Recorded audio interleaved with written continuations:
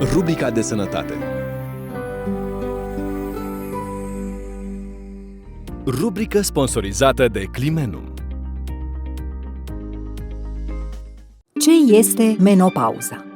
Menopauza reprezintă o etapă naturală, o consecință fiziologică normală, care afectează femeile cu vârsta cuprinsă între 45 și 55 de ani. Aproximativ 70-80% dintre femei experimentează diverse simptome ale menopauzei, iar aproape jumătate dintre acestea se confruntă cu stări dificile.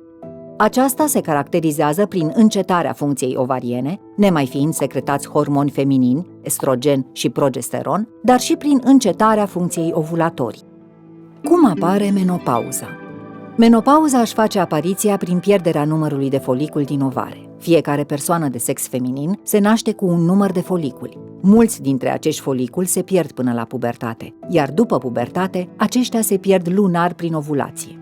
Menopauza se poate instala brusc sau progresiv, iar perioada de premenopauză poate să ajungă la o durată de 2-3 ani. Când apare menopauza? Instalarea menopauzei poate fi considerată ca fiind normală începând cu vârsta de 45 de ani. Anterior acestei vârste, menopauza este considerată prematură. În majoritatea cazurilor, aceasta își face apariția la vârsta de aproximativ 49-52 de ani, însă debutul acesteia depinde de diversi factori genetici, numărul foliculilor la naștere, predispoziția la anumite boli, dar și de stilul de viață, consumul de alcool, cafeină și tutun, etc. Simptomele specifice menopauzei. Principalele simptome ale menopauzei sunt 1. Bufeurile. Acestea apar brusc și se manifestă ca un val de căldură combinate cu transpirații intense, roșeață și bătăi rapide ale inimii. Durează de obicei câteva minute, iar frecvența acestora diferă de la persoană la persoană sau, în funcție de mediu, chiar și la aceeași persoană. 2. Transpirații nocturne și tulburări ale somnului, ce cauzează modificări ale stării de bine la femeile aflate la menopauză. 3. Modificări hormonale. Menopauza este asociată cu modificări ale funcției sexuale prin reducerea producției de hormoni, ceea ce poate duce la uscăciune vaginală și reducerea libidoului. Nivelul scăzut de estrogen poate duce la atrofie vaginală. Acest lucru poate provoca durere sau apariția senzației de arsură în timpul actului sexual. 4. Modificări ale dispoziției. La unele femei, modificările nivelului de hormoni în timpul perimenopauzei au ca efect lipsa de control asupra emoțiilor. Există raportări frecvente de creșterea stării de iritabilitate, anxietate, oboseală și chiar depresie. 5. Incontinența urinară. Reprezintă pierderea urinară involuntară, fiind o problemă atât din punct de vedere igienic, cât și social. Mai bine de 50% dintre femeile aflate la menopauză se confruntă cu acest simptom neplăcut. Cum atenuăm simptomele menopauzei? Menopauza este un proces natural, iar tot ce putem face este să diminuăm simptomele neplăcute prin diverse metode. În cazul incontinenței urinare, se recomandă evitarea consumului de băuturi care conțin cafeină și acid, pentru că pot irita vezica urinară, dar și exercițiile Kegel pentru mușchii din zona pelviană.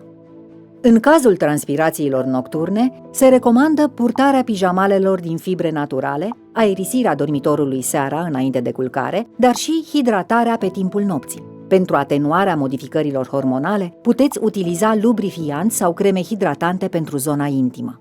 Totuși, este important de știut că există acum în farmacii produse speciale care ne ajută să ținem sub control toate aceste simptome ale menopauzei și să trecem mai ușor prin această etapă a vieții. Este recomandată utilizarea de suplimente alimentare care funcționează ca un sistem complex cu acțiune 24 de ore din 24, ce conțin comprimate de zi și comprimate de noapte, pe bază de ingrediente din extracte naturale ce au un efect benefic asupra bufeurilor și asupra stărilor de nervozitate și care contribuie la reducerea insomniilor și a stărilor de neliniște. Câteva exemple de ingrediente active ce ajută ar fi extractul de semințe de soia, care combate bufeurile, extractul de trifoi roșu, cu acțiune antispastică la nivelul tractului gastrointestinal, pulberea din conuri de hamei, utilă în perioadele de hipersensibilitate și insomnii, acidul folic, ce reduce senzația de oboseală, vitamina D3, ce contribuie la absorbția calciului de către organism, fructooligozaharidele, probiotice care modulează flora intestinală, dar și magneziul și vitamina B6, un adevărat suport pentru sistemul nervos.